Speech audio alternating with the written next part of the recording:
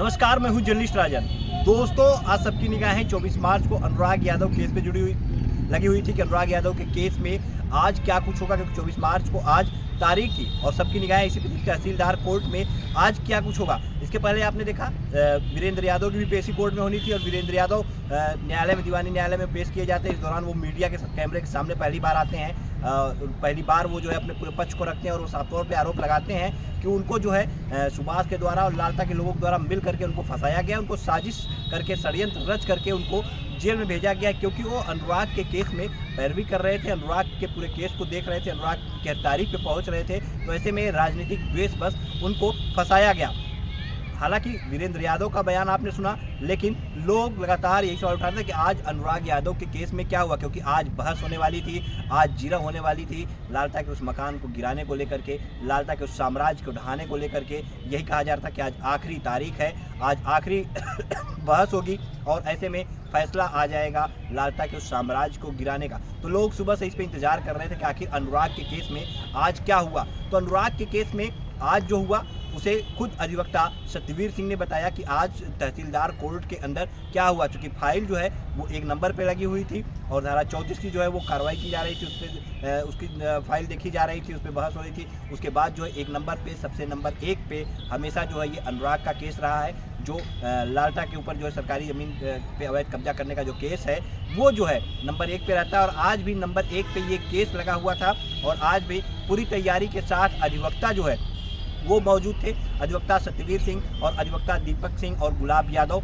जो नामित किए गए हैं अनुराग के पिता के निवेदन पे जिलाधिकारी ने जिन्हें नामित किया है, जो प्राइवेट अधिवक्ता है, ये लोग सभी लोग मौजूद थे और पूरी तैयारी के साथ थे कि आज जम करके लालता के वकील से बहस करनी है और आज फैसला करा देना है। आज जो है आदेश करा देना है या फिर आदेश में उस फाइल को भिजवा देना है कि लालता का वो साम्राज्य गिरे, वो सरकारी ज़मीन खाली हो और जो विवाद की वो जड़ बना हुआ है लालता का वो मकान, उसे जो है वहाँ से हटाया जाए, उसे गिराया जाए और विवाद के जड़ को समाप्त कराया जाए। जिस विवाद में अनुराग यादव से ताइक्वांडो खिलाड़ी की जो है हत्या करा दी, जिसके विवाद में अनुराग यादव का सर जो है वो लालता के परिवार के लोगों ने कलम कर दिया। अनुराग के पिता भी आज तारीख पे पहुंचे हुए थे, क्योंकि गांव के सभी लोग पहुंचे हुए थे। एक तरफ इस तारीख को भी देखना था, दूसरी तरफ जो अनुराग के प्रधान पति हैं वीरेंद्र यादव, उनको भी देखने के लिए लोग दीवानी में पहुंचे हुए थे। तो आज तहसील कलेक्ट्री कचहरी और दीवानी न्यायालय दोनों में जो है कबरुद्दीनपुर गांव के लोगों का जमावड़ा लगा रहा।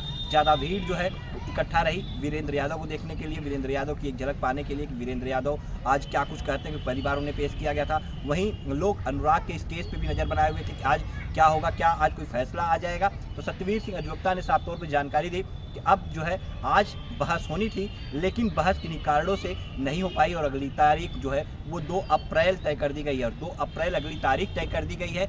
2 अप्रैल की अगली तारीख क्यों पड़ी, क्यों बहस नहीं हुई, क्या हुआ तहसीलदार के कोर्ट में और क्या तैयारी करके रखी थी अधिवक्ताओं ने आज के दिन बहस करने के लिए, कितनी तैयारी थी और अब वो तैयारी 2 अप्रैल को होगी, 2 अप्रैल को वो सार्थक होगी। 2 अप्रैल को उस बहस को करने के बाद आदेश कराया जाएगा, आदेश सुरक्षित रखवाया जाएगा या फिर उस दिन जो है कोई आदेश हो जाएगा। इसको लेकर के क्या जानकारी दी अधिवक्ता सत्यवीर सिंह ने, आइए आपको सुनाते हैं।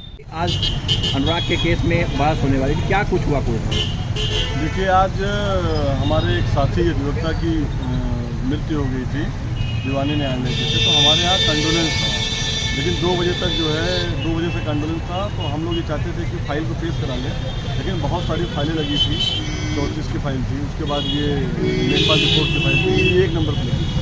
तो थोड़ा लेट की वजह से आज नहीं सुनाई हो पाई। 2 तारीख को नियत की है और मुझे लगता है कि 2 तारीख को इसका बहस हो जाएगी। क्या लगता है अगर आज कंडोलेंस नहीं हुआ तो बहस होती है, फैसला आ जाता? बिल्कुल, आज बहस होनी थी और ये तय भी था और सारे हमारे सीनियर अधिवक्ता और सरकारी अधिवक्ता और जो नामित अधिवक्ता हैं सब लोग तैयार थे और ये था कि आज बहस हो जाएगी तो फाइल आदेश में चला जाएगा। निश्चित रूप से फाइल जानी भी चाहिए और नियत देखिए 2 तारीख को है, उसमें बहस हो जाएगी।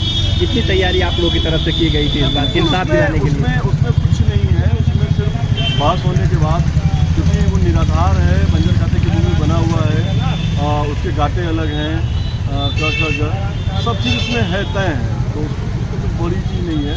शासन का आदेश भी है कि 90 दिनों के अंदर अगर इस तरह के मुकदमे हैं तो उनका निस्तारा हो जाना चाहिए।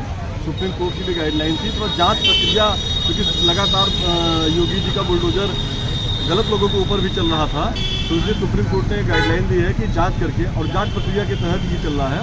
तहसीलदार का मामला न्यायालय में है। निश्चित रूप से 2 तारीख को बहस अगर हो गई, तो अगर हड़ताल और कंडोलेंस नहीं हुआ तो बहस होगी, और बहस होने के बाद फाइल आदेश में जाएगी। बंजर खाते की भूमि पर बने हुए मकान को गिराने का आदेश तहसीलदार महोदय की तरफ से होगा, और ये तय है कि जब न्याय होगा तो गिरेगा।